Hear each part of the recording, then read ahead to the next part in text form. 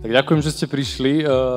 Mám už síce dosť rokov, ale na konferencii som prvýkrát, aj ako rečník, aj ako účastník.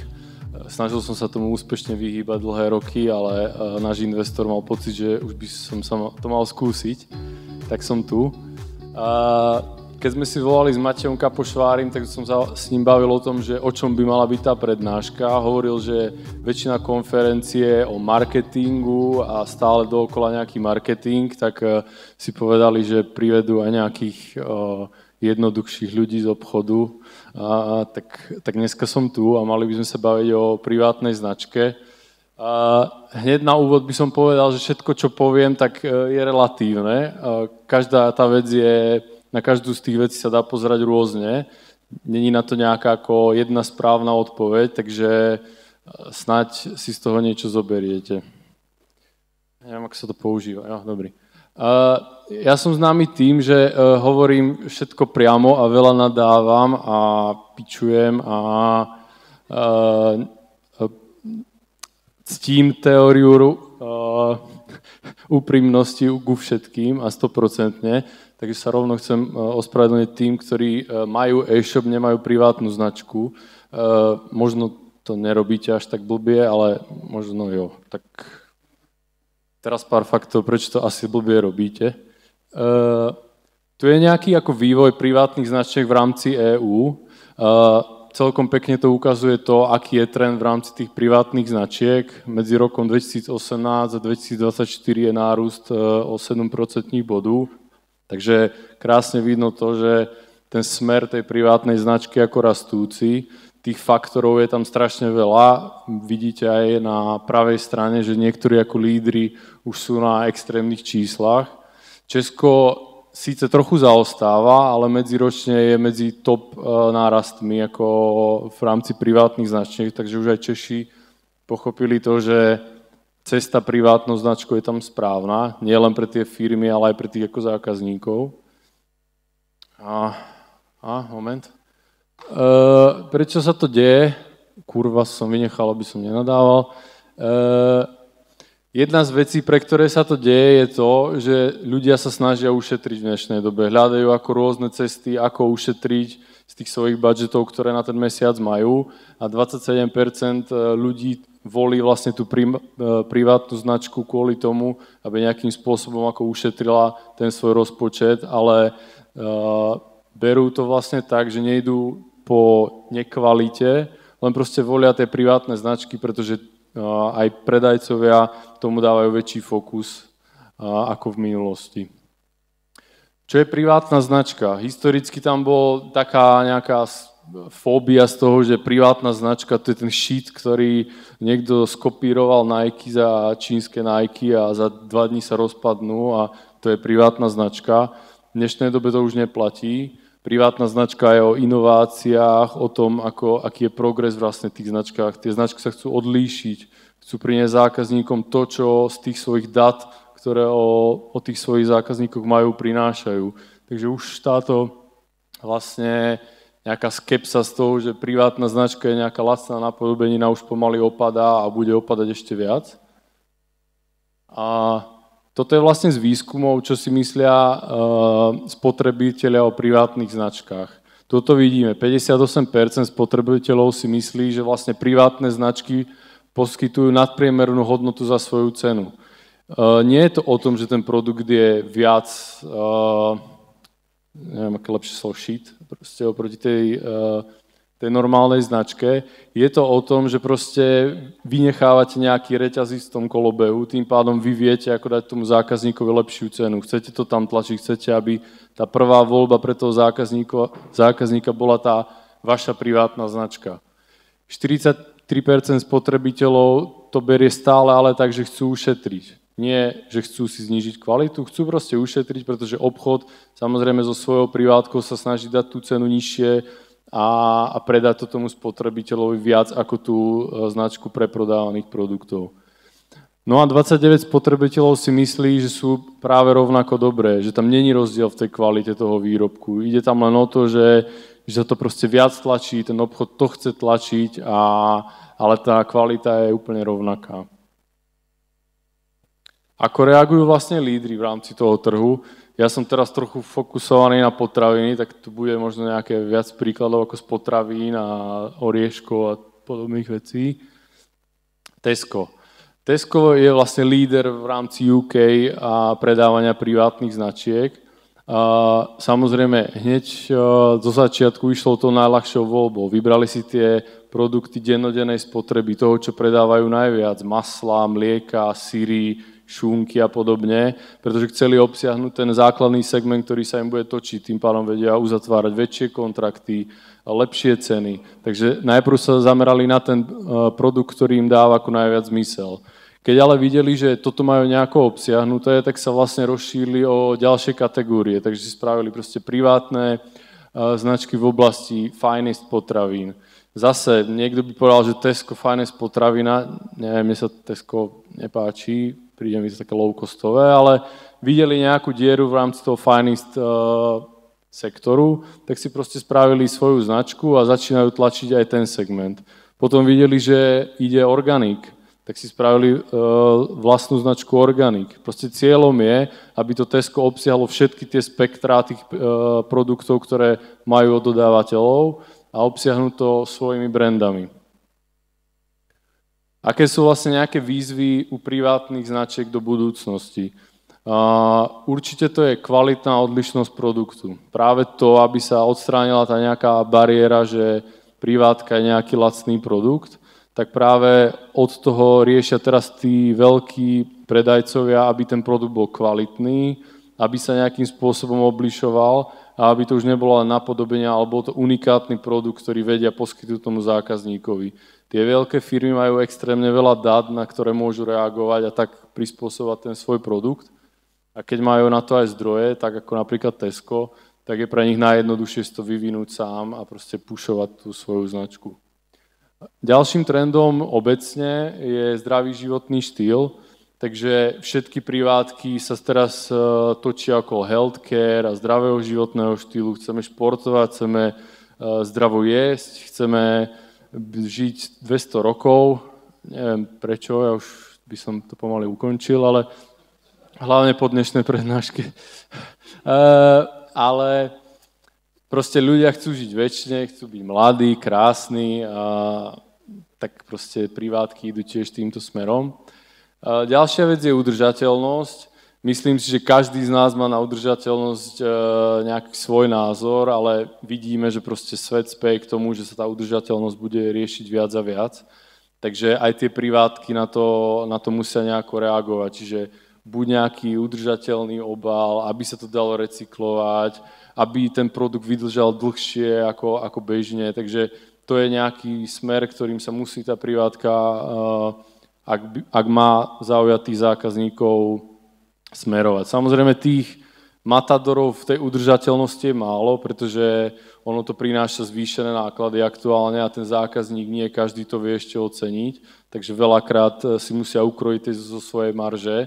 Takže zatiaľ pre tých, ktorí to robia, je to skôr nejaké investovanie do budúcna, aby budovali už v tom zákazníkovi pocit, že áno, my sme tí, ktorí idú za udržateľnosť, ale z veľkej časti to podľa mňa robia ako zo svojich peňazí. Takže toto je nejaká vec, ktorá si myslím, že sa bude ďalej vyvíjať. No a posledná vec, to platí nielen pre privátne značky, ale obecne sú data.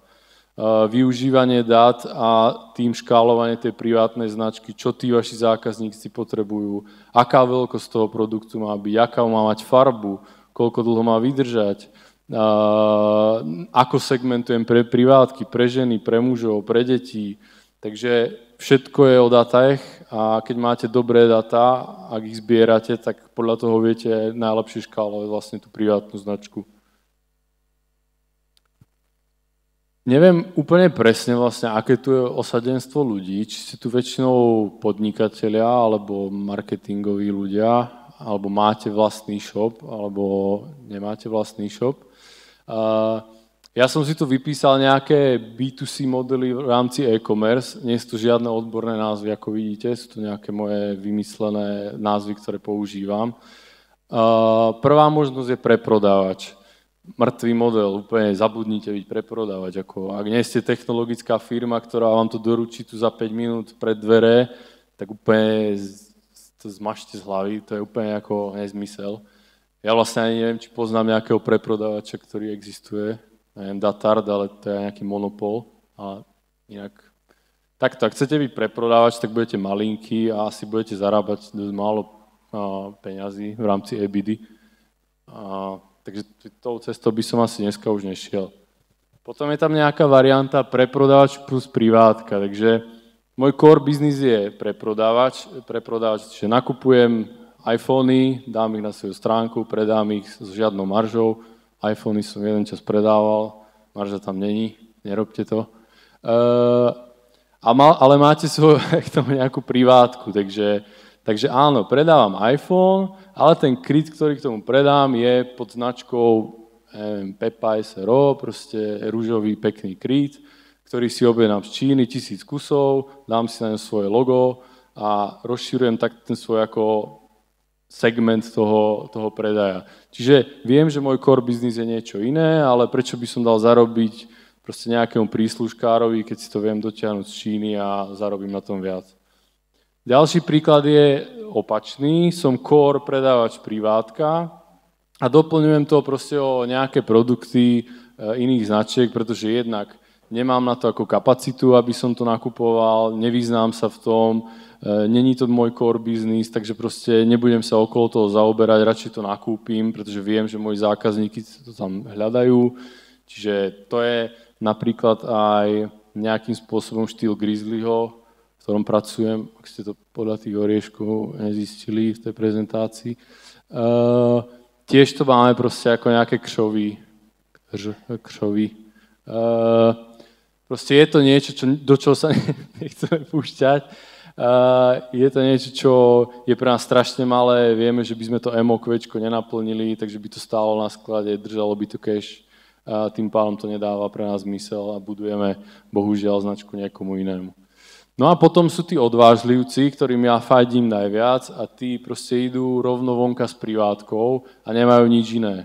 Samozrejme je to dosť špecifické, potrebujete dobre poznať toho svojho zákazníka, dobre poznať ten svoj produkt a vyšpecifikovať ho tak, že proste ten zákazník príde na tú vašu stránku a chce ten váš produkt, ktorý je proste unikátny a nenájde ho u konkurence. Je to beh na dlhú trať, ale myslím si, že tá budúcnosť je v tom špecializovať sa proste na nejaký sektor a robiť tam proste privátky a snažiť sa to proste rozbehnúť. Videli sme tu ovečkárnu a podobné, takže myslím si, že to je ten smer, ktorým sa oplatí ísť. Pardon, ja sa napiem.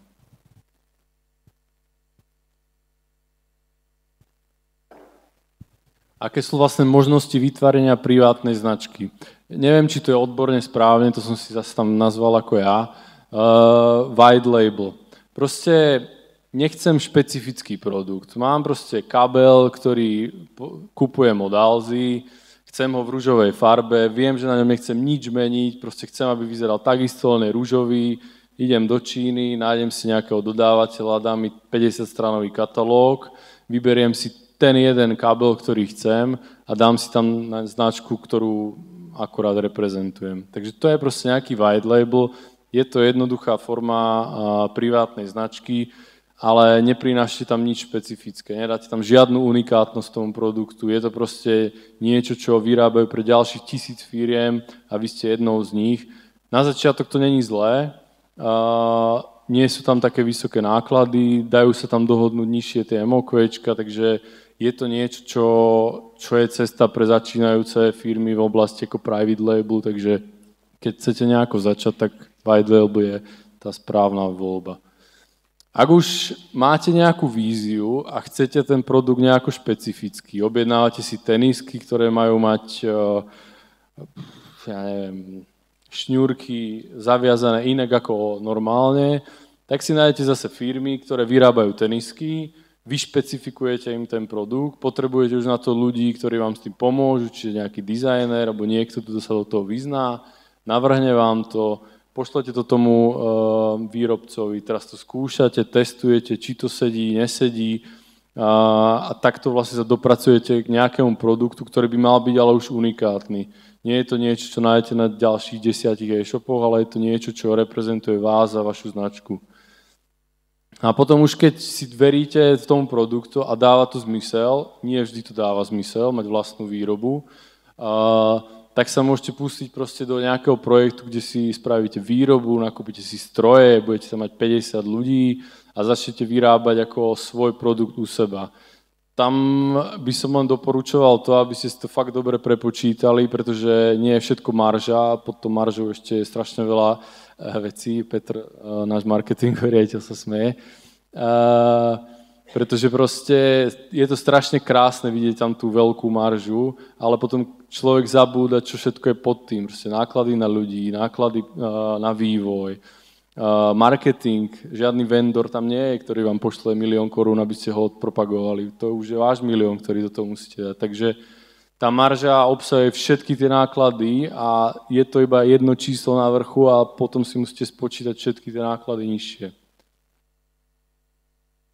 Čo prináša privátna značka? Asi keby som sa toto spýtal všetkých, tak veľká marža. Jo, ale vlastne to nie je podľa mňa ten ako prvotná vec, prečo by som robil privátnu značku. Privátna značka hlavne prináša unikátny produkt, niečo, čím viete budovať svoj brand, proste viete škálovať marketingové kampane na to, nejak proste budujete tú svoju identitu tej firmy vďaka tomu produktu, ktorý máte a až potom vlastne ako prichádza marža. Marža je niečo, čo je samozrejme super a robí váš biznis ako profitabilný, ale potom je tam strašne veľa premenných, ktorí vám tú maržu ako žerú a možno nakoniec zistíte, že ste zarobili menej, ako keby ste preprodávali nejakú normálnu značku. Takže marža je super, ale dobre si to spočítajte. Samozrejme sú tam aj negatíva. Ako som spomínal, keď preprodávam nejaký produkt, tak mám nejakú podporu toho vendora. Takže proste nepredáva sa mi, prosím ťa, správame nejakú kampaň, pošlem ti na to nejaké peniaze, OK, nepomohlo, tak vám to vrátime späť na sklad. Toto u privátnej značky už nehrozí. Proste všetko, čo si vy doveziete a veríte tomu, že je ten správny produkt, tak už je proste u vás na sklade a už ho nikomu nikdy nepošlete späť. Takže o to viac musíte premýšľať, ako ten produkt vyzerá, aké má parametre, či ste naozaj si istý tým, že to je to, čo chcete ponúkať tomu zákazníkovi za tú cenu a predáte to a bude úspešný ten biznis s tou privátnou značkou. Aký zvolí postup? Matek Kapošvar mi hovoril, nech tu ukážem nejaký postup ako na privátnu značku. Nie je proste jednotný postup. Každá firma to má inak, každá firma chce obsadiť tou privátnou značkou niečo iné. Takže povedať vám, že vyťahnite si 10 najpredávanejších položiek a spravte toho privátku, nemusí dávať zmysel, lebo keby si to vyťahla Alza, tak iPhone si asi nespraví nové v Číne. Takže proste musíte sa na to pozerať nejak po svojom, čo pre tú vašu firmu je tá pridaná hodnota tej privátnej značky. Sú tu nejaké príklady, Alzu som už vlastne spomínal. Alza, core business, preprodávam produkty. Mám chladničku, mám telefón, mám mobil. Na tomto vybudovali miliardový biznis, samozrejme majú super technológie, večer si to objednáte, ráno vám to príde domov. Tak predpokladám, že rozmýšľali, že kde by sme ako mohli dostať tú Alzu, kde by sme mohli dostať tú privátku. Oni vedia, že k tým telefónom vždy predajú proste nabíjačky, kryty, kabely a neviem, všetky možné veci. Tak si proste povedali, že oni majú tie data, ktoré presne tie nabíjačky sa predávajú, aké kryty sa predávajú, ako to má vyzerať, čo si zákazník najviac kupuje. Takže najjednoduchšie pre nich bolo vybrať tieto všetky modely, zajeť do Číny, objednať si to, nalepiť tam proste Alza Power a rýžujú proste na tom oveľa viac, jak keby preprodávali značku niekoho iného. Oni vedia, že ten odbyt tam majú, vedia, že tá značka Alza je synonymom nejakej spokojnosti, niečo, čo viete, že keď si objednáte, tak vám to dojde. Takže tá dôvera v tú značku je silnejšia, ako keby to bol nejaký ako no-name brand a pokrývajú nejaký skôr okraj ako keby toho portfólia. Čiže tam, kde je marža, tam, kde vedia, že otočia tú kvantitu, ktorú oni predajú. Notino to isté. A zase proste core business parfúmy, ako neviem, možno tam majú nejaké svoje parfúmy, ale nemyslím si, že to je nejaká veľká výhra. Ale zase, prečo by sme mali predávať taštičky proste nejakého brandu, keď tie taštičky si nakúpia bambilión, rozdajú to buď ako dárek v košíku, alebo s tým pracujú v rámci nejakých marketingových kampaní. Čiže zase je to nejaká bokovka, určite to, na tomto nezarábajú, ale je to nejaké plus, ktoré vedia ako keby pridať tej značke a zase tam ukázať ten svoj brand, ktorý ako budujú. Rohlík, toto je už trošku iný prípad, to je zase ten prípad trochu ako Tesco. Myslím si, že samozrejme Rohlík, technologická firma, oni nie sú potraviny, sú technologická firma, ktorá predáva potraviny, takže si mohli dovoliť zo začiatku predávať samé značky tretích strán. Ale dostali sa do určitej veľkosti, ktoré majú a povedali si, my presne vieme, že ten zákazník si kúpi vždycky jedno maslo, 2 mlieka, 4 salámy, paprikáš a 5 viedenských párkov, tak si povedia, proste my máme tú silu, máme na to kapitál, pošlú nám tam 4-5 miliard, proste nech to tam vieme rozbušiť trošku, tak si kúpime strašne veľa salámy a masla a dáme to pod svoju značku, dáme tomu lepšiu cenu a zase to proste roztočíme to kolečko. Tam nie je problém o tom, aby oni si zaplatili nejaký kontrakt na dlhé obdobie, proste expandujú, rozširujú sa.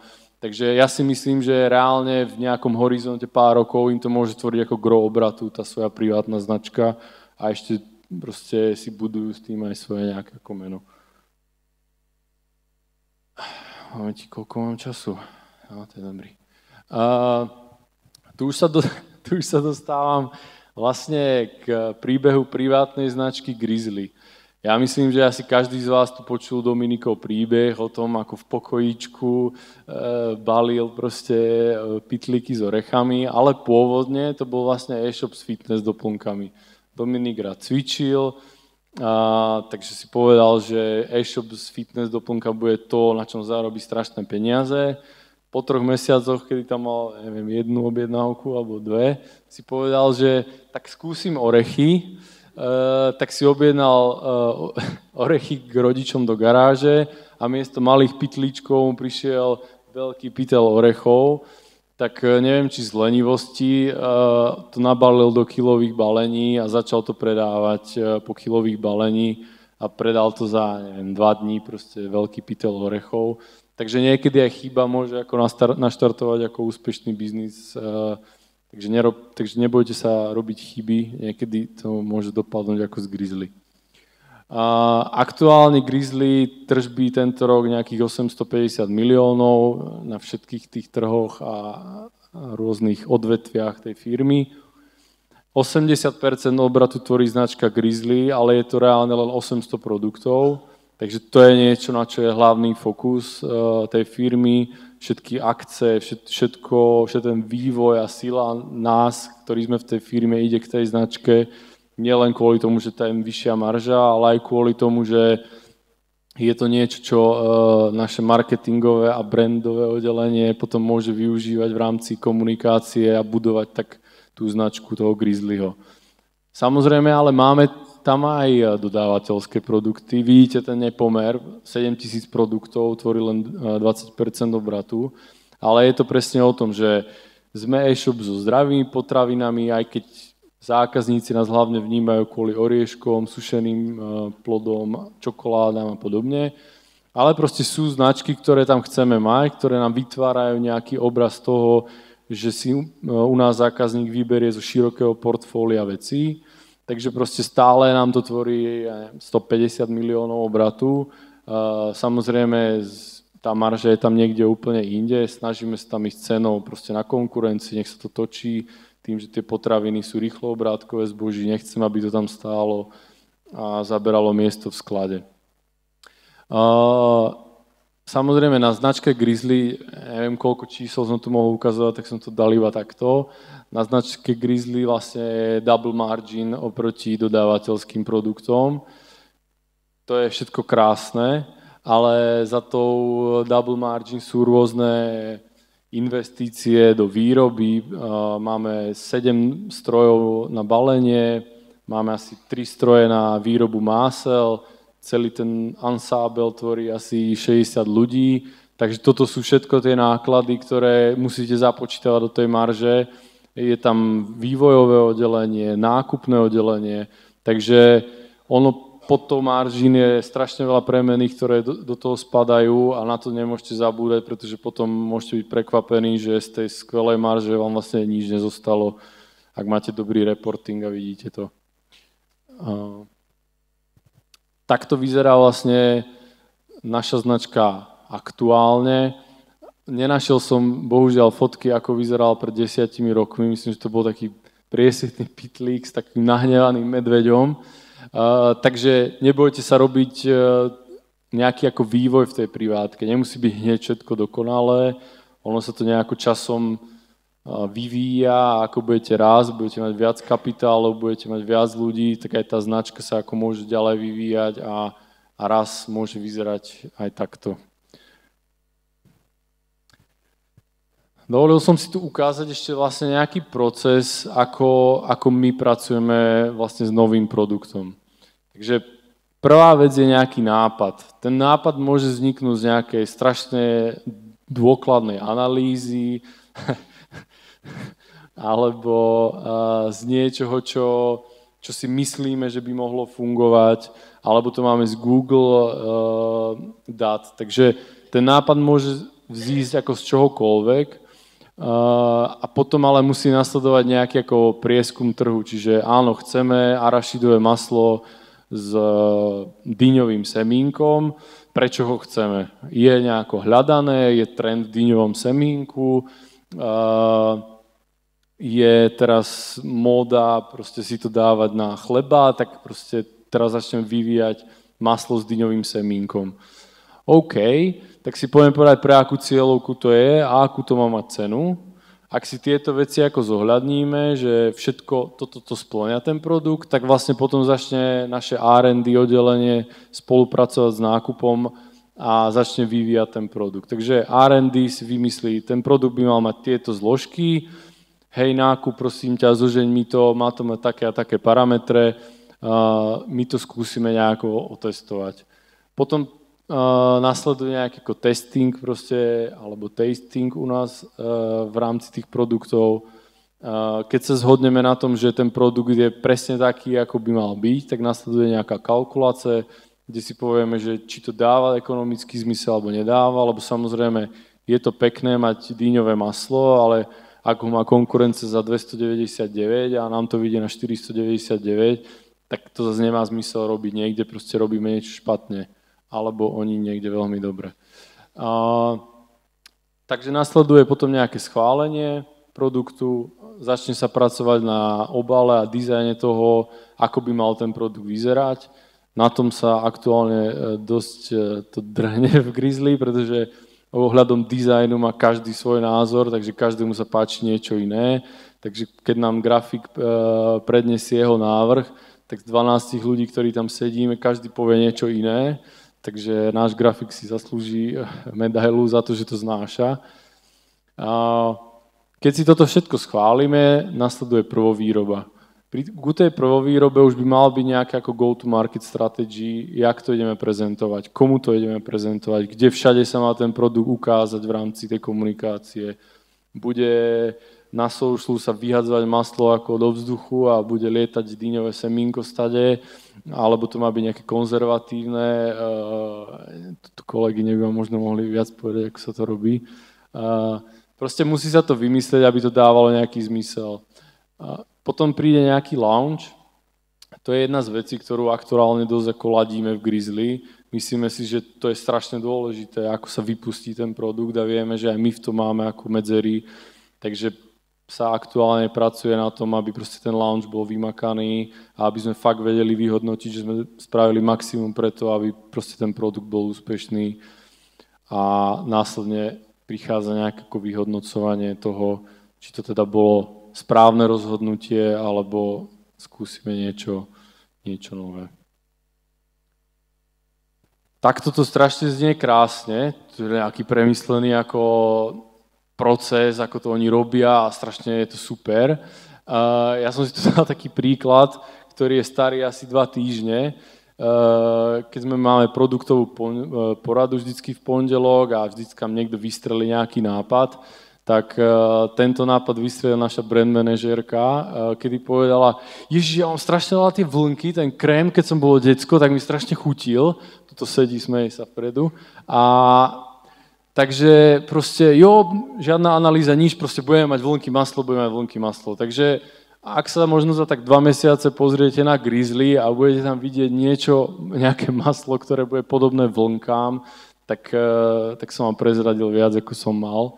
Ale proste je to o tom, aby ste skúšali, proste nie všetko ide z analýz, proste biznis je o tom skúšať veci, nebáť sa a každý 10. nápad proste vystrelí a možno to bude všetko krásne. Tak asi tak, za mňa všetko. Ďakujem.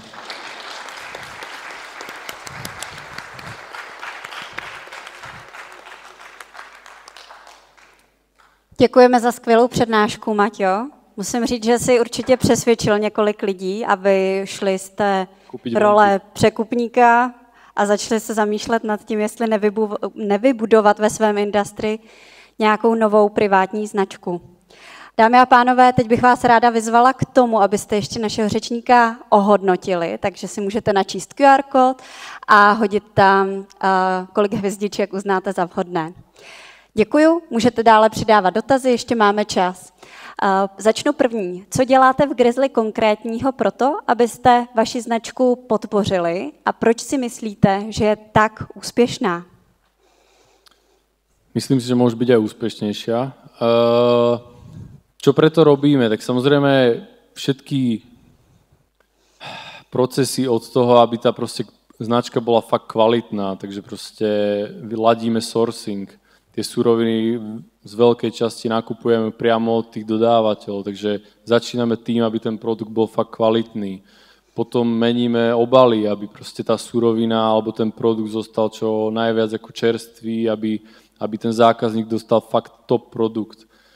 Takže ten obal z pohľadu funkčnosti, z pohľadu toho, aby bol hezký, aby proste fakt evokoval tú značku Grizzly, keď niekde vidí ten zákazník. Samozrejme, marketingová zásluha, proste všade vidíte Grizzly obaly, všade vidíte Grizzly produkty, takže tá komunikácia ide priamo na tú značku, je to niečo, čo je pre nás najdôležitejšie v rámci tej firmy a tým produktom vlastne žije celá firma, takže si myslím, že za to tak funguje. Další otázka. Jak se tváří dodavatelé, když uděláte nový produkt, který vám doposud dodávali a máte ho nově jako privát? To je dobrá otázka. Myslím si, že Grizzly je už v takej pozícii, kedy mu to ako môže byť jedno. Akoby buď ten dodávateľ u nás chce byť a chce, aby sme mu pomáhali budovať tú jeho značku a my mu budeme pomáhať v nejakom malom množstve, alebo proste u nás byť nechce, tak proste u nás nie je. Sorry, ale proste je to tak, akože nijak ma to nerozhadzuje, proste nechceš tu byť, tak tu nebuď. Tvoja škoda. O Dominikově příběhu, jak budoval firmu z pokojíčku, jsme slyšeli. Každopádně teď si nevybavuju, jak dlouho trvalo se dostat do černých čísel. To by možno... Ja myslím, že oni ako černé čísla, takto Dominik v podstate je ten typ podnikateľa, ktorý nejde ako na extrémny rúst, ale vždy tú firmu ako budoval na to, aby bola profitabilná. Takže ja si v podstate myslím, že už strašne dlho je profitabilná. Samozrejme, snažíme sa to procento tej profitability nejak stále zvyšovať, ale nikdy nebola ako dotovaná od nejakého investora, proste vždy si to budoval Dominik postupne a za to aj mohol investovať ďalej, pretože tá firma bola vždy ako v podstate v zisku. Samozrejme z tých dat, ktoré vtedy videl, možno nebola, ale myslel si to. Maťo, přesně jak jsi říkal během přednášky několikrát, je potřeba si to umět dobře spočítat.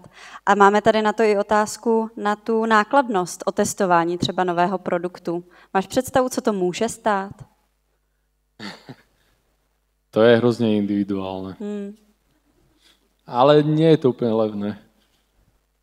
to strašne závisí od produktu. Akože ak u nás, tak je to nižšie desiatky tisíc, by som povedal. Už jsi zmínil několikrát marketing. To, jaký má Grizzly hezký marketing, zapamatovatelný, je vidět všude. Kdo vám ho dělá? Je to externí nebo interní tým? Väčšinou interní a niektorí ľudia tu sedia. Tam je šéf, Petr Miklík, a tu je brandové oddelenie nižšie. Takže snažíme sa sami. Myslíme, že je to dôležité, aby tí ľudia ako boli v tej firme a žili tou firmou a tým pádom vedia, ako lepšie odprezentovať tie hodnoty tej firmy. Takže samozrejme máme aj externistov, ale takéto dobré, zdravé jadro je na firme. A to Grizzly očividně má, nejenom v Oříšcích. A další dotaz. Co privátní značky a elektrosegment? Taký som robil v tom segmentu. Neviem úplne, ako je mierená tá otázka. Ty už si zmínil ten příklad, že natisknout si třeba svoje logo na nějaký ten kabel z Číny, nebo tak něco? Dával by som si tam pozor ohľadom nejakých ako certifikátov a kvality toho zboží, proste vracať niečo Vietnamcom cez polzeme, potom ako máme rôzne agentúry ako Check Trade a rôzne ako ľudia, ktorí sú vo Vietname, takže by som si fakt overil poriadne toho dodávateľa, išiel to skontrolovať, nastavil si tam dobre cenotvorbu, pretože je tam hrozne veľká kazivosť a vy, ak ste ako e-shop, ktorý chcete ísť k tomu zákazníkovi, tak to vymeníte kus za kus, takže tam dobre treba počítať s tým, že veľa tých vecí sa môže pokaziť a vy to budete musieť buď vrátiť, alebo dať nové.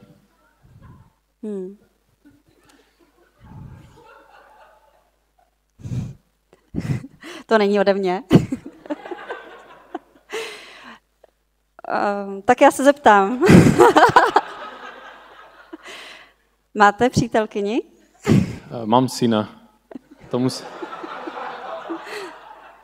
Tak zvažte, dámy. Jaký je podíl ve výrobě? Vlastní, externí dodavatel? A ty jsi zmínil, že vyrábíte hodně sami, přebalujete větší balení oříšku do menších balení oříšku. Co dělá externí výroba? Kolik toho je? Málo už teraz, jednotky procent. Většina je u nás balená a vyrobená. Tím jsme dokončili všechny vaše otázky, dámy a pánové. Moc vám děkuji za pozornost a prosím ještě jednou poděkujme Maťovi. Děkujem.